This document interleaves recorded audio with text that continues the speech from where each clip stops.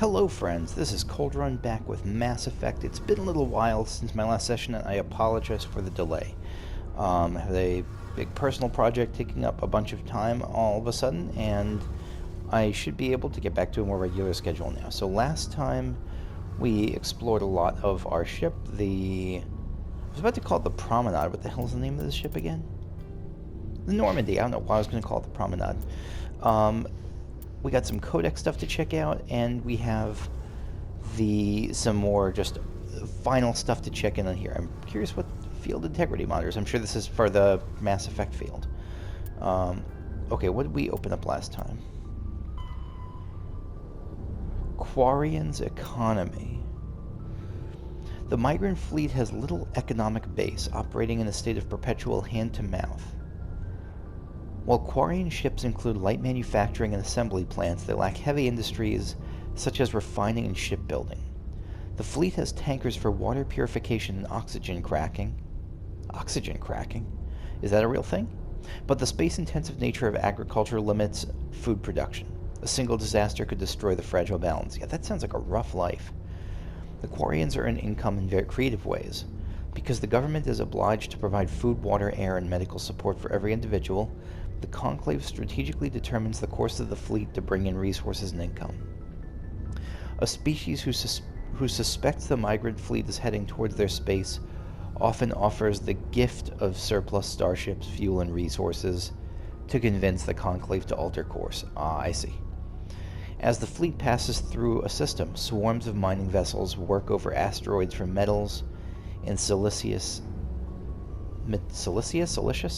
materials and cometary bodies for water, ice, and organics.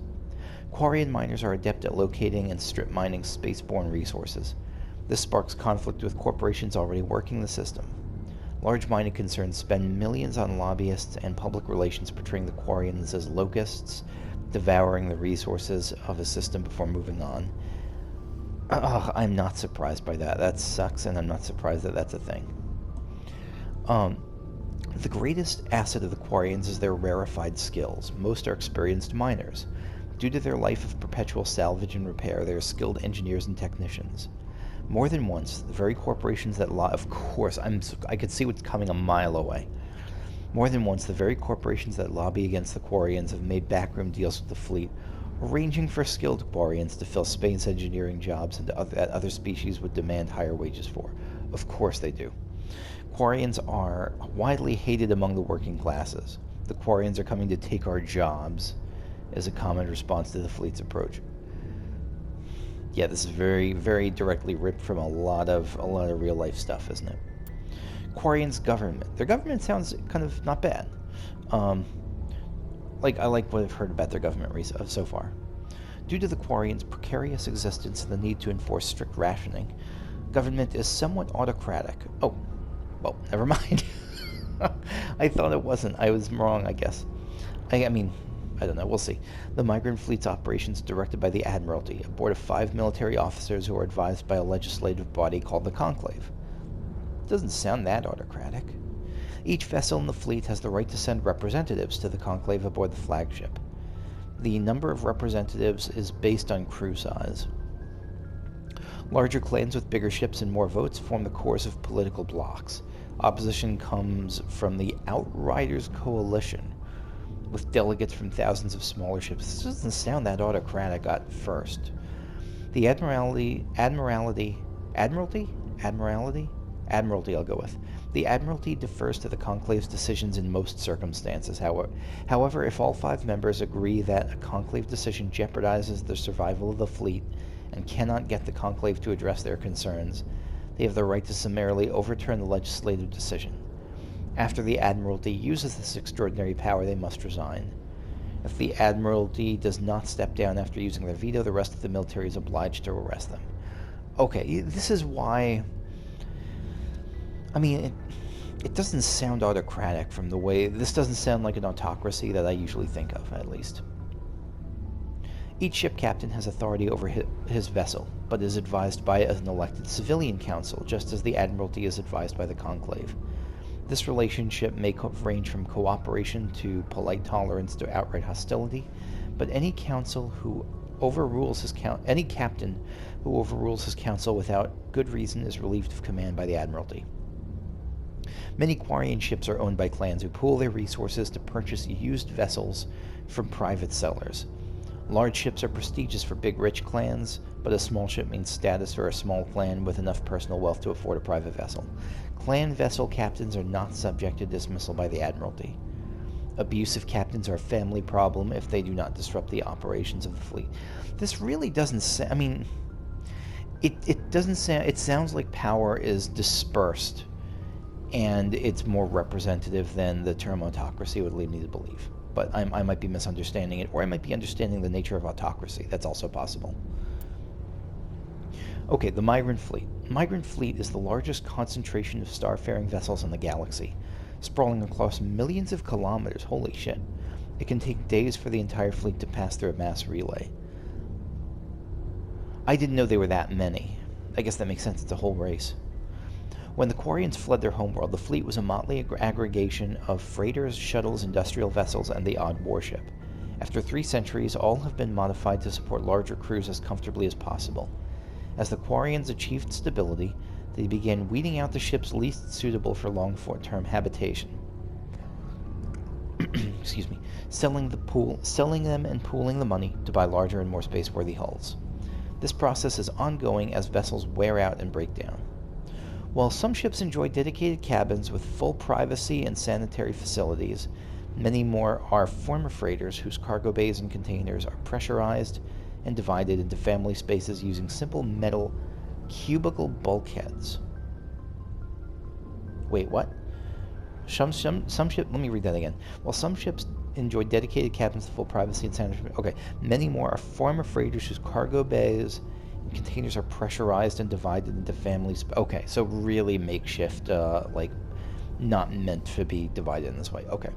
The Quarians enliven these austere facilities, austere spaces with colorful quilts and tapestries, which also help muffle sound. That makes sense. The day-to-day operations of the fleet, traffic control, station keeping, supply distribution, and so on, are under military jurisdiction. Though ship captains have the authority to deviate from their assigned positions and may leave the fleet at any time, they are assumed to do so at their own risk. I wonder how rare that is. It's got to be pretty rare, because that risk is considerable. As the migrant fleet moves around the galaxy, many ships split off to pursue individual goals, returning days or years later. Okay, so sometimes that's not, that's just temporary. Okay. Field Integrity Monitor. Codex. Technology. Biotic. Element 0 can increase or decrease the mass of a volume of space-time when subjected to an electrical current. With a positive current, mass is increased.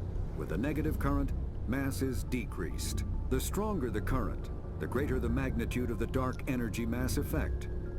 In space, low-mass fields allow FTL travel and inexpensive surface-to-orbit transit. High-mass fields create artificial gravity and push space debris away from vessels. In manufacturing, low-mass fields permit the creation of evenly blended alloys, while high-mass compaction creates dense, sturdy construction materials. The military makes extensive use of mobility-enhancing technologies, with Mass Effect utilizing fighting vehicles standard frontline issue in most military forces. Mass Effect fields are also essential in the creation of kinetic barriers or shields to protect against enemy fire.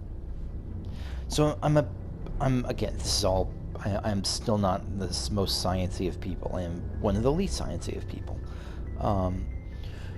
With a positive current, masses increase, negative current, masses decrease. So with a negative current, they make low mass fields that make you, I guess, super light. That make you not super light, but super, because light is about gravity, right? Make you super low density, or low, I guess, low mass. Density is probably something different than mass. I don't know. Super low mass, and you can kind of zip through as if you're a little fly, I guess. I don't know. High mass fields create artificial gravity and push space debris away. Wouldn't a high mass field that creates artificial gravity pull space debris in? I'm probably misunderstanding what kind of gravity they're talking about. Or not what kind of gravity. I'm sure gravity is just one thing, but I'm misunderstanding how this gravity works. In manufacturing, low mass fields permit. The low mass fields are the one where they're like, okay, permit creation of evenly blended alloys, while high mass compaction creates dense, sturdy construction materials. How do mass effect fields affect construction at all? Is it like hammering stuff together in a low mass versus a high mass, or is it actually creating materials somehow? Or I don't understand. Okay.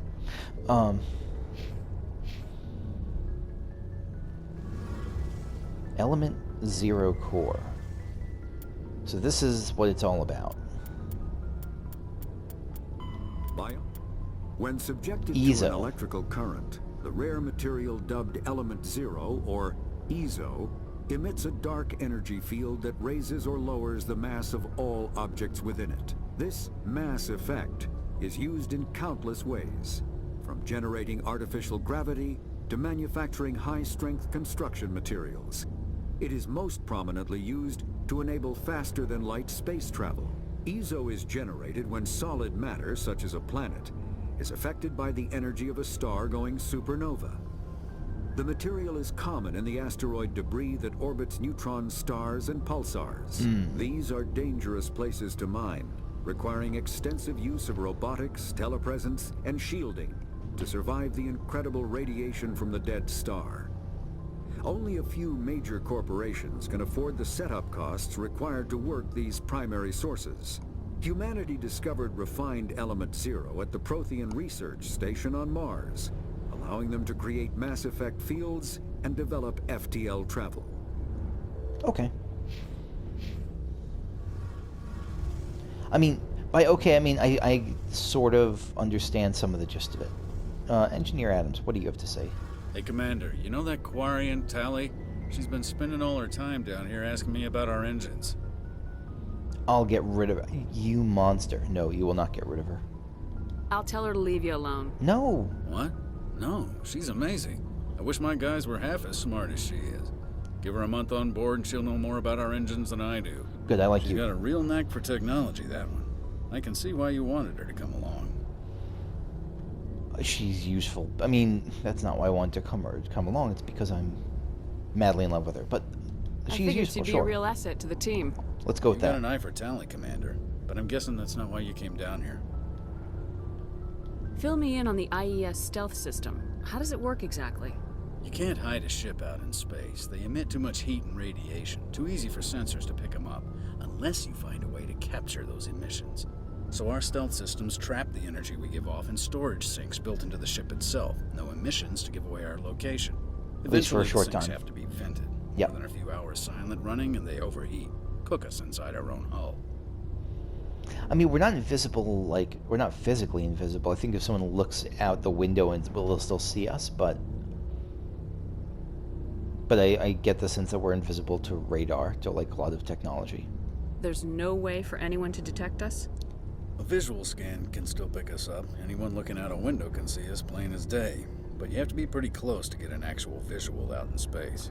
Most vessels rely on scanners. As long as the stealth systems are engaged, they can't see us. Not unless we accelerate to FTL speeds. Why doesn't it work with faster-than-light travel?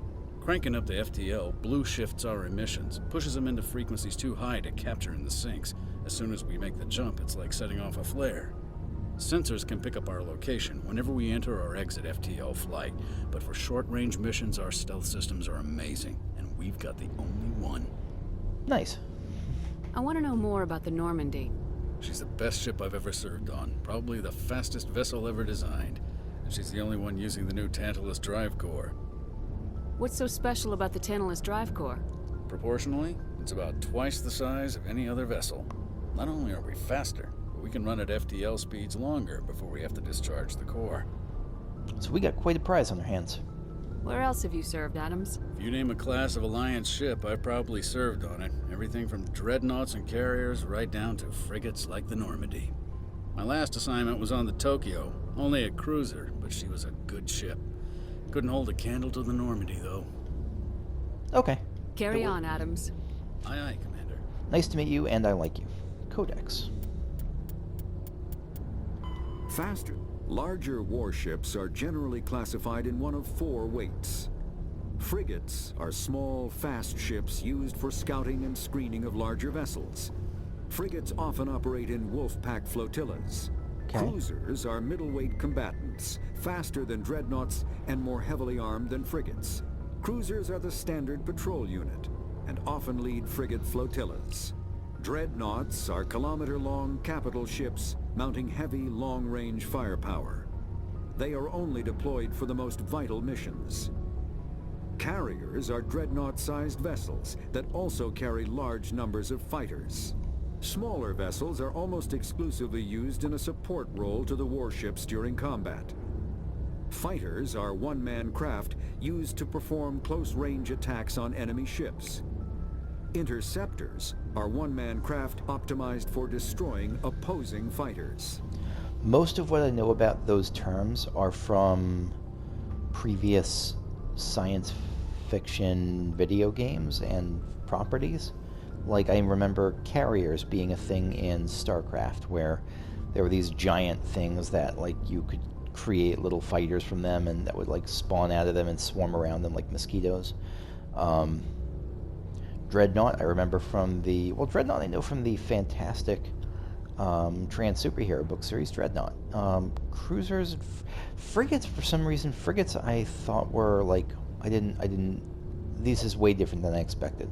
I thought of them as, like, big old ships, but... This is the... I mean, the Normandy's a frigate, they said, right?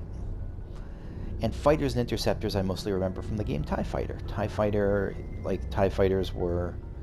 This is an old Star Wars-based flight simulator. But yeah, TIE Fighters were kind of the standard fighter ships, and TIE Interceptors were like the super fast ones. Okay.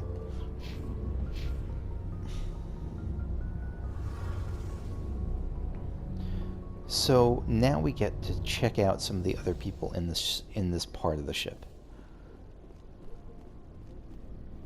Who do we talk to first? Wrex? Ooh, let's check out Tally's log. Equip Tally. Oh, that's what this is. Okay, no, I think we're good. Nice ship you've got, Shepard. What can I do for you? What's your story, Wrex? There's no story. You're lying. Go ask the Quarian if you want stories. Just a short one. You Krogans live for centuries. Don't tell me you haven't had a few interesting adventures. Well, there was this one time the Turians almost wiped out our entire race. That was fun. Yeah, there's really no good response. A big deal. Oh my good lord. Again, the options to be an utter big old dick in this game are pretty incredible. That's unfortunate. Heard about that.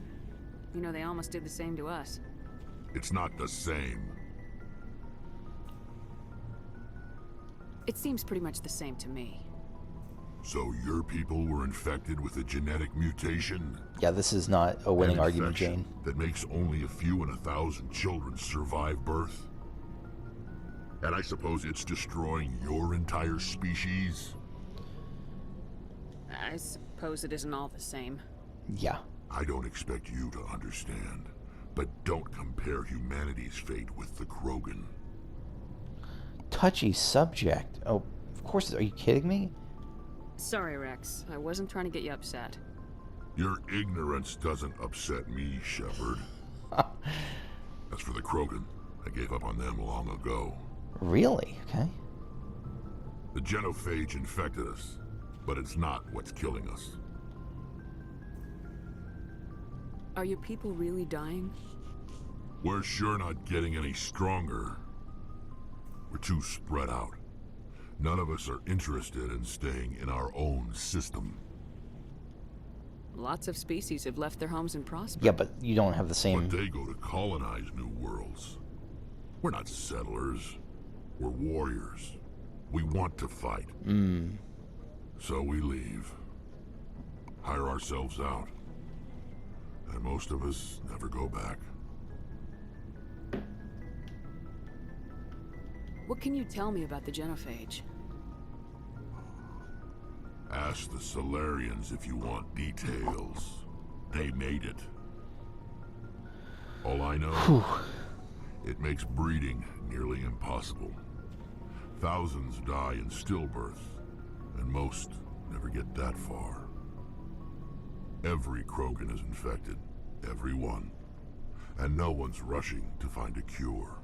And this is, I mean, it's not just like if there's, let's say that 1 in 100, if there's a 1 and I apologize, I'm going to talk about stillbirths here, and feel free to fast forward this, but like, if 1 in 100 Krogan is, I don't know what the term for someone who's not stillborn is, viable, I think that's a term. If 1 in 100 Krogan is born alive, let's say, not stillborn, but 99 are, it's not just like it reduces it seems like it would reduce the population by more than 99% because it's such a horrifying experience to have to go through that so many people will try to avoid getting pregnant in the first place. At least that's what it seems like to me. Why don't the Krogan try to find a cure? When was the last time you saw a Krogan scientist? You ask a Krogan, would he rather find a cure for the genophage or fight for credits? He'll choose fighting every time. It's just who we are, Shepard. I can't change that. Nobody can. I was going to say, but didn't you, I mean, you became developed as a species, but I guess you were kind of pushed into it, weren't you? Like the Turians really accelerated your growth as your scientific development, like in a way that, yeah, this is just another downside there. So long, Wrex. Shepard. Well, that was a bright and cheery conversation. Krogan genophage. The genophage bioweapon was created to end the Krogan rebellions. From the start, the Krogan had overwhelmed the Council. Only timely contact with the Turians saved the Council races. The Turians fought the Krogan to a standstill, but sheer weight of Krogan numbers indicated the war could not be won through conventional means. The Turians collaborated with the Solarians to genetically engineer a counter to the rapid breeding of the Krogan. The genophage virus gained the energy to replicate by eating key genetic sequences. Every cell in every Krogan had to be altered for the weapon to be foolproof. Otherwise, the Krogan could have used gene therapy to fix the affected tissues. Gain the energy to replicate by eating key genetic. So really, like, it's intentionally incredibly difficult to undo. Okay. Once a genophage strain could find no more genes to eat, it would starve and die, limiting spin-off, mutation, and contamination. This created genetic flaws hereditary. Okay. The Solarians believed the genophage would be used as a deterrent, a position the Turians viewed as naive. It wasn't intended initially to be just flat out used. It was intended to be used as a threat or as a stick to get them to the peace talks. Once the project was complete, the Turians mass-produced and deployed it. The Krogan homeworld, their colonies, and all occupied worlds were infected. The resulting mutation made only 1 in 1,000 Krogan pregnancies carry to term. It did not reduce fertility, but offspring viability. The rare females able to carry children to term became prizes the Krogan warlords fought brutal battles over. The Krogan are a shadow of their former glory. Yeah, I would think so. While the rebellions took place centuries ago, wow, they are constantly reminded of the horror of the genophage and their inability to counter it. The release of the genophage is still controversial, bitterly debated in many circles. Yep. I mean, just as horrifying as any... I mean, again, there's something more horrifying about it to me, but, like, it's just as brutal as something like what was it called? Like the atomic bombs in World War II, and probably just as controversial. Commander? Can we talk? How we doing? I guess, can we talk? Do you have a few minutes to talk? One-on-one? I'm sorry, Commander. I need to get my duties squared away. I wouldn't mind talking more later, though. Oh, okay. What's your opinion of the last mission? Kinda wish you'd got there sooner, Commander. No offense, I appreciate the rescue. I just wish... You wish we'd been able to save the rest of your unit. Yes, ma'am. If I had been more alert, we wouldn't have been cut down by an ambush. We never trained to fight synthetics. The Geth haven't gone beyond the Veil in 3 centuries. Our training's supposed to make us able to adapt. Yeah, but not I'll immediately. make sure it doesn't happen again. What's your Oh, no, no, opinion no, of no, no, no, No no. offense. No, no, no, no, no. If I had been Oh more god, alert, oh god, the oh answer god. seems plainer. Oh god. Okay. Dismissed. Ma'am. I was just skipping through that. It looked like it was picking stuff randomly when I was skipping through. I was just trying to end the conversation to get out of it. Because I had just gone through it. I hope I didn't just accidentally... I don't even see what I accidentally picked, but... I hope I didn't just pick the options that's like, Ashley, you suck and you should have saved your... You know, your comrades' deaths are on your head. I hope I didn't pick that option. Or if... I guess... I don't know if I did... I hope if I did pick it, then... that it doesn't have any impact. They could just kind of pretend it's not canon. Garrus, what's up, buddy? Thanks for bringing me on board, Commander. I knew working with the Spectre would be better than life at CSEC. Have you worked with the Spectre before? Well, no, but I know what they're like. Spectres make their own rules. You're free to handle things your way. At CSEC, you're buried by rules. The damn bureaucrats are always on your back. I don't know if that... God, it feels weird to say it's not that bad when I don't want to be going against his... I want to support, like, I want to validate what his experience is. I don't want to just be saying, like, no, that's not how it is. That's not how your experience was. You shouldn't complain. Being a Spectre does have its advantages. Exactly my point. If I'm trying to take down a suspect, it shouldn't matter how I do it, as long as I do it. But CSEC wants it done their way. Protocol and procedure come first. That's why I left. I mean, there is a... This is something I believe Shepard would agree with that I don't like. I definitely am on the side of going with CSEC. Go with protocol, go with procedure, even if it slows shit down. So you just quit because you didn't like the way they do things? There's more to it than that. It didn't start out bad, but as I rose in ranks, I got saddled with more and more red tape. CSEC's handling of Saren was typical. I just couldn't take it anymore. I hate leaving. I hope you made the right choice. I'd hate for you to regret it later. Well, that's sort of why I teamed up with you. It's a chance for me to get off the Citadel, see how things are done outside CSEC. That's fair. Either way, I plan to make the most of this. And without CSEC headquarters looking over my shoulder, well, maybe I can get the job done my way for a change. Whatever. This is... I mean, these two, like, I was gonna say, like, usually the bottom option is the dick option. Whatever seems like definitely the biggest dick option. If getting the job done means endangering innocent people, then no. We get the job done right, not fast. Got it? I wasn't trying to. I understand, Commander. I mean, I believe that he has good intentions, but that's definitely... There's definitely a streak of him that's just like... That's very... From what he admitted, that's very much like... he seems earnest, but he also doesn't... He also seems like he just wants the freedom to do whatever he wants without consequence, which is a little bit dangerous. To say it was a M35 Mako. Is this like a tank or something?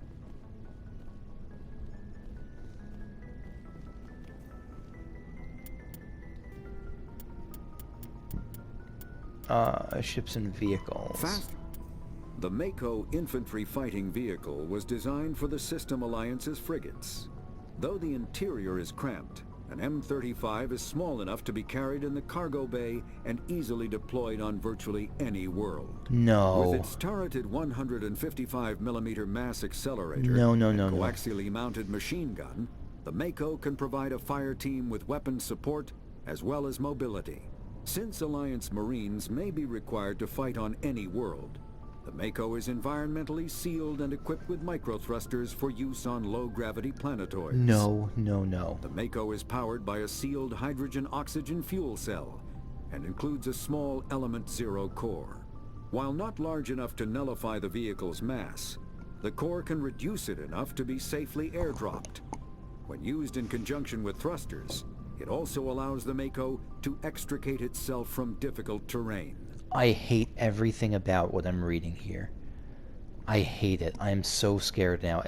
One of my least favorite parts in any game, from Final Fantasy to Warcraft to anything, is vehicle sections. And this is telling me, this is like foreshadowing that there's going to be like vehicle sections where I have to get used to driving around and shooting stuff. I immediately hate it. I mean, each game does it differently. I'm going to try to keep an open mind, but it's very rare that I'll find something that I like for that. I liked some of what the DLC of Final Fantasy 15 did with it, with vehicle stuff, because you didn't have to really drive it to control it. Like, it just kind of automatically drove and you just shot, and I'm fine with that. I just do not want to have to drive, like, control driving. I'm bad at that in the best of circumstances. Hey, Commander. Looking for some extra supplies before you head out? Absolutely. What have you got? Whatever you want. Armor, weapons, mods. It's not standard Alliance issue, but that's not necessarily a bad thing. Well, as long as you don't mind paying for it. Why should I pay you for my weapons and armor? My stuff doesn't come from the Alliance. I have to purchase it myself, and it's not cheap. Hell, the licenses alone have set me back more than I'd like. But no licenses, no goods. Without the goods, I'm out of a job. Oh, maybe this is because I didn't buy licenses from these different places. You bet, Commander. From these different vendors. Maybe that's what it was. Maybe the licenses make what I purchased, make what was available from those vendors available here. That's my best guess, at least. Assault rifle, view comparison.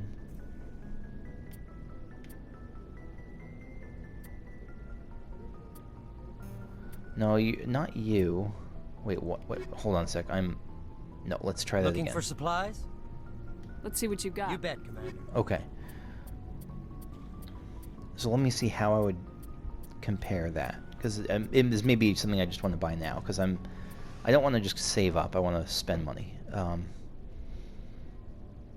View comparison. No, not that. Sniper rifle, what? No, that's... Looking for supplies? Sorry, this is... Let's see what you got. The interface, I feel like I'm messing up. I feel like I'm not understanding it. Let's try that once more. Okay, assault rifle. View comparison. I don't want to see it for Jane, I want to see it for the other characters.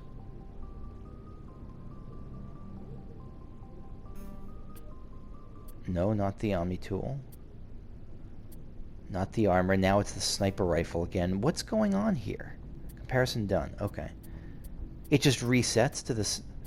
Can I just go to the bottom by clicking up? I can't. Maybe I have to be another character to see how it compares to what another character is using, but that feels awkward.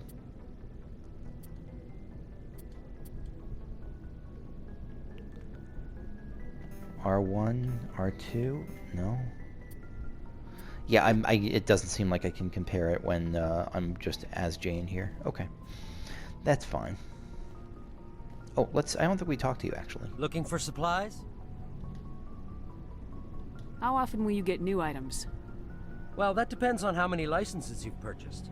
But I'll rotate items on a regular basis regardless. And anytime we land someplace with a big enough port, I'll buy, sell, and trade whatever I can. Check back often. I need to move items quickly, so only the most basic items will be stocked consistently. Okay, good to know. What are licenses? Why do you need them? Manufacturers sell licenses. Each license allows me to buy and sell a certain brand of products. I already have several basic ones, but you'll need to buy more if you want me to bring in different brands. Many of the best licenses are hard to get, but they're well worth the cost if you can find them. What do the different manufacturers offer? There are too many for me to keep track of, but each license will explain what it's good for. Oh, really? Okay. Not right now, thanks. No problem. Let me take a look at this then. So, do I have it in my inventory? I mean, it's not really equipment. Is it something else? Is there a non-equipment screen?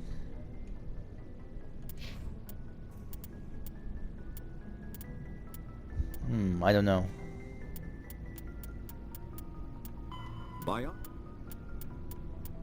Omni-tools are handheld devices that combine a computer microframe, sensor analysis pack, and manufacturing fabricator. Versatile and reliable, an Omni-tool can be used to analyze and adjust the functionality of most standard equipment, including weapons and armor, from a distance.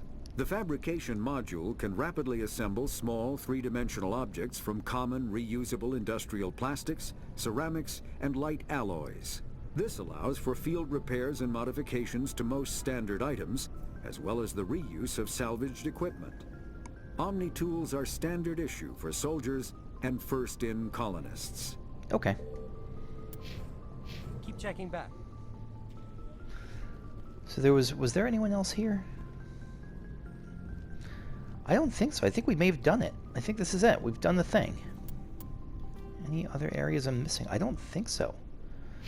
So we have a little bit of time left. Let's see if we can move to our next destination.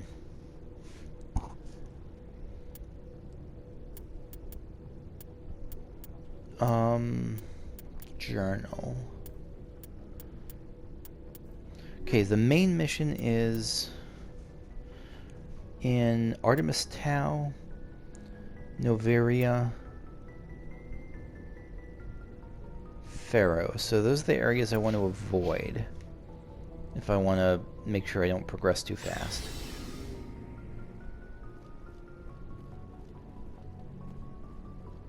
So the star map should be... Oh, is this the right area? Yeah. Hold on. No, I need to go up, I think.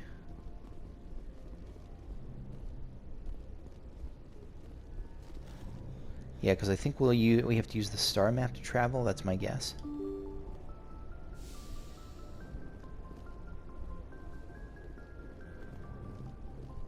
Or the galaxy map. Okay.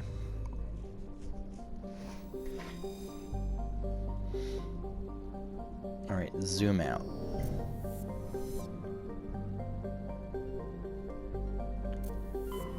Zoom out. Zoom out. Okay. Horsehead Nebula, Noveria, asteroid.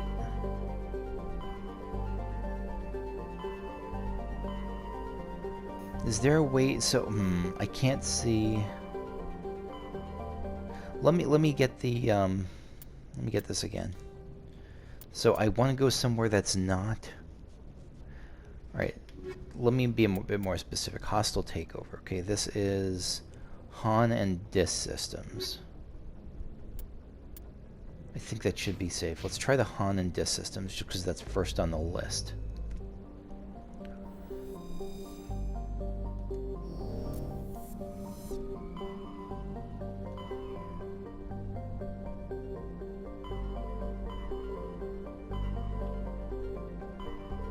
Hawking Ada. What's the Han and Dis systems?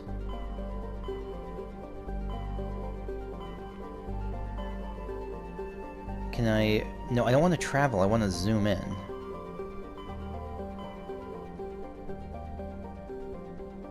I'm not sure how to find the right place I need to go.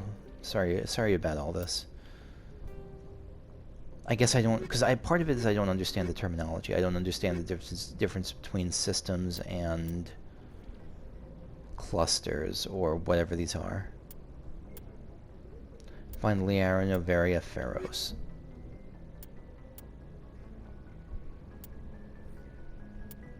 Strenuous system, the Sparta system. Argos Rho Cluster. Let's see if we can find this one. Argos Rho Cluster Hydra System.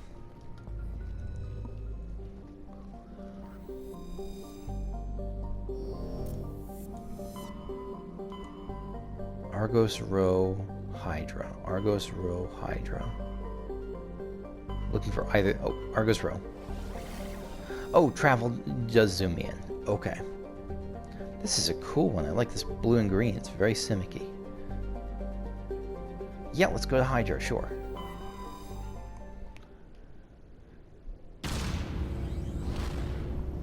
Oh, we're off. Here we go.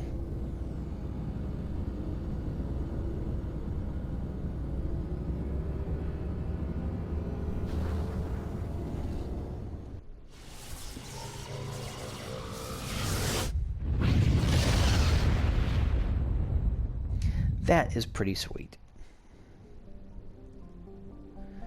So we're in Hydra now, and oh wow, there's so much stuff here. Metgos, Canrum, Varmalis, Sibba. Look at all these places, Jesus. Can I just go to my ship? Can I exit? I don't remember what I'm looking for. This was activity in the Hydra. It just says in the Hydra system. We've traveled already, right? We're here. Canrum, Metgos.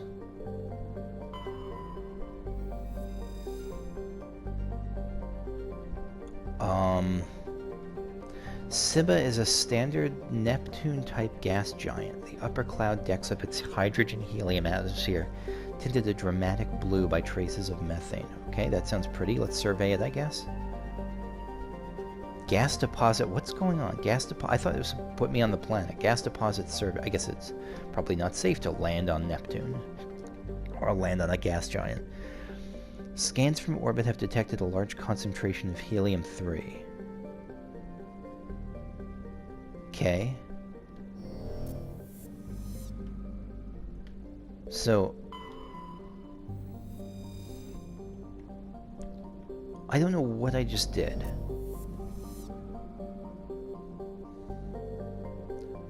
Thayar, sure, let's do or no, what about the second ring in? Is there anything in the second ring? Yeah, Canrum. Canrum is a small rocky world with a trace atmosphere of methane and krypton. Its surface is mainly composed of magnesium and silicates with deposits of carbon. Canrum was the site of the warlord Shiagur's defeat by Turian peacekeeping forces during the Krogan rebellions. While this band was not especially powerful, Shiagur was a female warlord, one of the few remaining fertile females at that. She had, though, through viciousness and cunning, parlayed her unique value into a position of power. Krogan males competed for the right to join her band and lie with her. Girl power. When Shiagur's death was announced, vengeful male Krogan admirers near and far swore blood oaths against the participating Turian crews. In the end, several thousand of the Turian participants were killed in open combat or through assassination. To this day, many Krogan proudly proclaim they have the blood of Shiagur. Okay. She sounds terrifying. Turian insignia recovered, okay. Scans of the planet Canrum revealed dangerous levels of radiation coming from orbit. Chief Engineer Adams conducted further scans and discovered the remains of an ancient warhead, marked with the Parthia colony insignia. Again, okay, I'm surprised that these are just codex entries. I really thought we'd be like going down to the planets. I'm just getting the lay of the land here. Message coming in. Oh God. Patching Holy it through. shit. General distress call from the Sacred Angel Medical Transport. Critical system failure. Losing power. Emergency landing. Argos. Communications failing. Life support and emergency transponder. Won't last. Please hurry. Okay, it doesn't really sound like there's a rush on this, so we can just do something else. Let's see, warning level, Metgos, warning level 2 heat hazard. Metgos is a large terrestrial planet with an atmosphere of carbon dioxide and nitrogen. Its hot surface is mainly composed of nickel, with deposits of potassium and heavy metals. It's a mineralogical treasure trove with concentrated heavy elements constantly being brought to the surface by volcanic activity. I'm thinking of the... what's that? The place where Anakin didn't have the high ground. Metgos is inhospitable and dangerous, and expeditions must be well prepared to survive for any length of time. With its high mass, heat-trapping clouds, and constant volcanic venting, Metgos seems well on its way to becoming a Venusian pressure cooker world. Surface temperature, 169 Celsius. Holy shit, okay.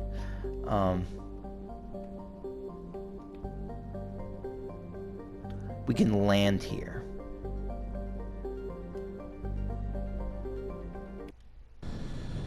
Let's land here.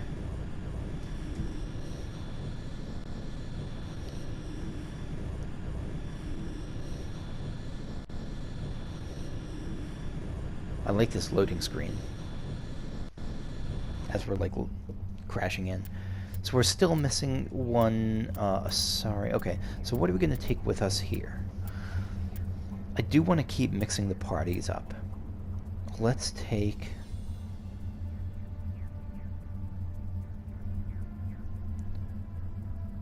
let's see, so me, I'm basically all biotic. So let's take... I don't know, no, I'm not going to go that route. Let's just go by, let's do Erdnot. Erdnot, Wrex, and Kaiden. Sure. Just to vary it up.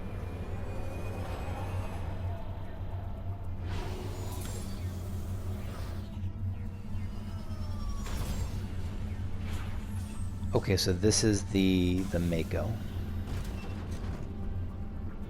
Medal of Exploration. No! It's a vehicle part already. My worst fear is coming to pass. Ah, fuck. Okay. I'm gonna call it for here. I'm gonna save.